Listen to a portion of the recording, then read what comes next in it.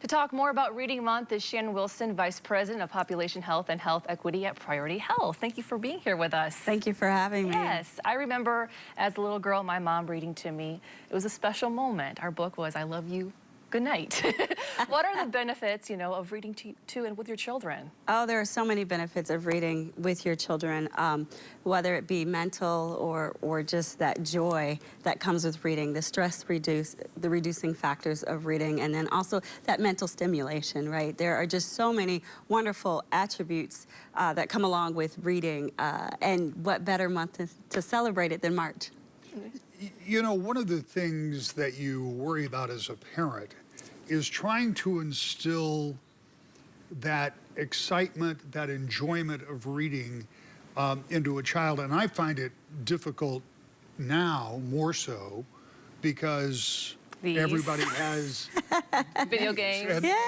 And to some degree, I think young people don't recognize it's still really, really important informationally, but it's also really enjoyable. How do you get them to understand that? Well, I think you always want to start early, right? And so really starting those patterns early in life. I remember when my girls were younger, reading during bath time was our special moment to make sure that they're getting that story in every week, or every day, excuse me. You want to make sure that it's something engaging, something that the children enjoy. I now have a 14-year-old, so if you think reading is hard, I don't know that there's a hard population, but really getting her to find something that she likes. She loves poetry, and so finding books with poetry in them have really worked for her.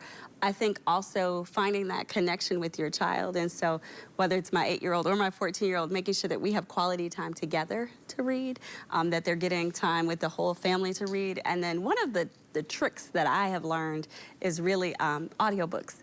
And so starting a book in the car, listening on the way to school or something like that, so that they're getting interested in the story. And that's the thing I love about reading, is the story aspect of it. People are busy, right? They're always on the go. They struggle to have time to read a book. What advice do you have for those people? I think, again, the audiobooks are wonderful. I think it's so easy to get caught up in that, but also planning it into your routine. So even 10 minutes a day, whether it's 10 minutes early in the morning, 10 minutes right before bedtime, that everyone shuts off devices, right? Because it's also important that you give yourself that 30, 40 minutes before you go to bed to wind down, shut off the devices, and open up a book, whether it's your Kindle, because I know some people enjoy reading that way, or the physical book. Just give yourself that mental stimulation before you go. And one of the things you talked about, and I think you kind of alluded to it, it is helpful if you can set aside a particular time, because it really becomes part of your routine. Yeah. And it's part of the habit, right? So you need to schedule a time. I think you schedule the time, and so for me, like, my personal reading time is right when I wake up and right before I go to bed. So when I wake up, it's reading the Bible, and when I go to bed, it's reading my romance novel.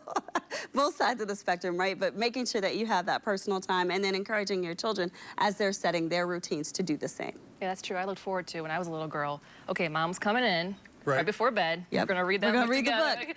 Anything that you're reading right now? Any good books? Ooh, so I'm reading romance novels. Don't judge me. Same as Rick. Nobody's judging, but one of the things that I would say as a parent, and all parents know this, don't be afraid to read that same book 42 times, because they will ask you.